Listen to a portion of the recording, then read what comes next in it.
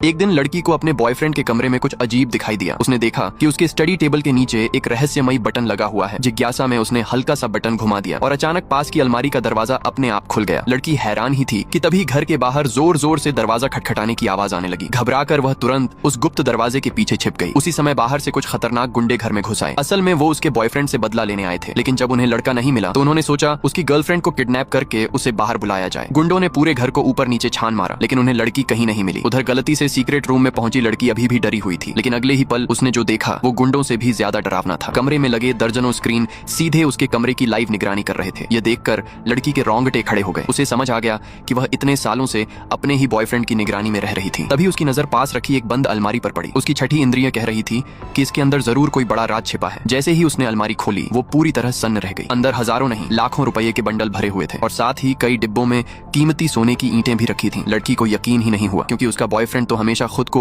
एक साधारण गांव के परिवार से आया हुआ लड़का बताता था। तो फिर ये इतना पैसा आखिर आया कहां से? इधर बाहर दुश्मन अभी भी लड़की को ढूंढ रहे थे, लेकिन उन्हें कुछ नहीं मिला। और जैसे ही वो लोग घर से निकलने वाले थे तभी सामने से बॉयफ्रेंड घर वापस आ गया। उसने बिना कुछ बोले एक ही लात में एक गुंडे को जमीन पर गिरा दिया, फिर जेब से पिस्तौल निकालकर सब पर तान दी। ये देखते ही गुंडे घुटनों के बल गिर पड़े और माफी मांगने लगे। उसी वक्त लड़के को समझ आ गया कि उसकी गर्लफ्रेंड उसके सारे राज देख चुकी है। वह धीरे से बोला, अलमारी में जो कुछ था तुम सब देख चुकी हो, है ना? लड़की ने कांपती आवाज में कहा, हाँ सब देख लिया। लड़का कुछ पल चुप रहा, फिर बोला, तो अब तुम्हें मेरे सारे राज पता चल चुके हैं। क्या तुम्हें लगता है कि मैं तुम्हें जिंदा जाने दूंगा? और यही सुनकर लड़की के पैरों तले जमीन खिसक गई।